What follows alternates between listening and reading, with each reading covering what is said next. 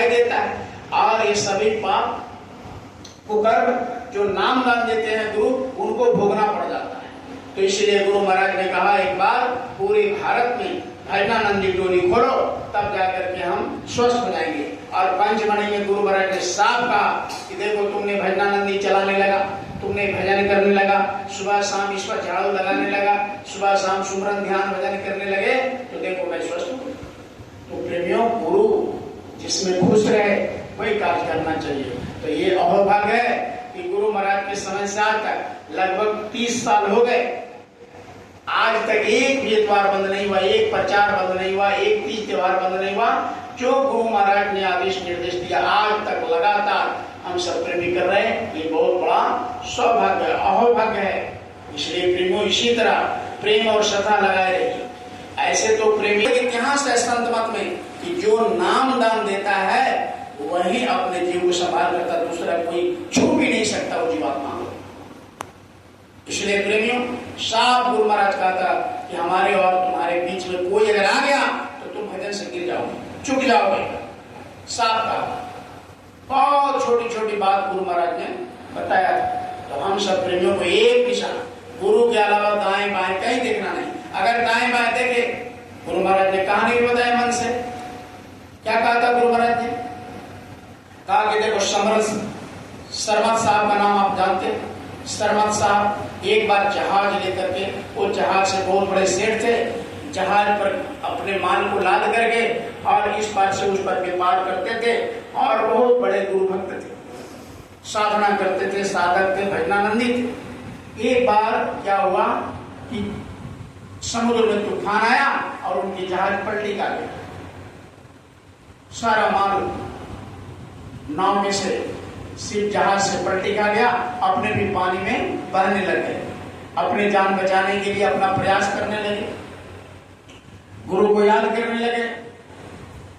तो देखिए बह रहे हैं पानी में, बीच धार में बहते चले जा रहे हैं, कोई बचा नहीं रहे। तो उन्होंने गुरु को याद किया। तो सबसे पहले देवी देवता लोग आने लगे, ब्रह्मा आए, कहा कि देखो मैं ब्रह्मा हूँ, सृष्टि का करता धरता हूँ, मेरे हाथ को पकड़ लो। तो खुद गुरु महाराज ने मन से सुना, मैं किसी का सुना सुनाया नहीं बोल रहा, खुद गुरु महाराज ने बोला। गुरु महाराज के मुख से आप भी सुने होंगे। गुरु महाराज ने कहा कि सरमत साहब अपने गुरु का ध्यान करने लगे कि गुरु महाराज दया करिए। तो देवी देवता आने लगे, ब्रह्मा जी आए, कहे पकड़ लो। कहा कि नहीं आप जाइए, हमारा गुरु खुद समर्थ है। अगर हमको कोई भी तकलीफ होगा, कोई भी दिक्कत होगा, अगर हमारा गुरु समर्थ है तो खुद आकर बचा लेगा, हमको दूसरे किसी की जरूरत नहीं है। प्रेमियों वो लौट गए, विष्णु आ गए, कहा कि आप भी जाइए, आपसे भी हमको मतलब नहीं है। अगर हम बचेंगे तो अपने गुरु के माध्यम से, हमारे गुरु कृपा करेगा, किसी और का हाथ हम नहीं पकड़ सकते। वो भी चले गए। शंकर भगवान है, कहा कि नहीं मेरे त्रिशूल पकड़ लो और मैं तुमको बाहर कर देता हूँ, तुम्हारा सामान बाहर कर देता हूँ, माल खजाना सब कर देता हूँ। कहा कि नहीं हमारे गुरु समर्थ है, बिना गुरु कि हम किसी का सहयोग, गुरु आएंगे हमको बचाएंगे, नहीं तो यही मौज होगा, उन्हीं की कृपा होगा। तो गुरु के भरोसे ऐसे बह रहे थे, याद कर रहे थे, बह रहे थे।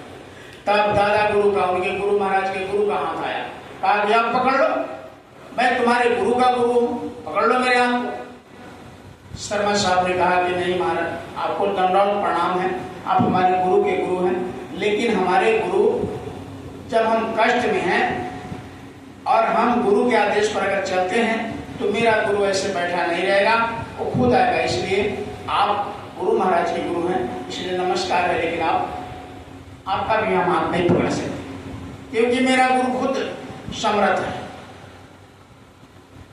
जब दादा गुरु चले गए तो गुरु खुश हो गया, निहाल हो गया, कहा कि इसको कहते हैं गुरु भक्त। मर रहा है, डूब रहा है, लेकिन कहा कि अगर सहारा लेंगे तो किसका लेंगे? गुरु का लेंगे, बिना गुरु का मैं सहारा नहीं लूं।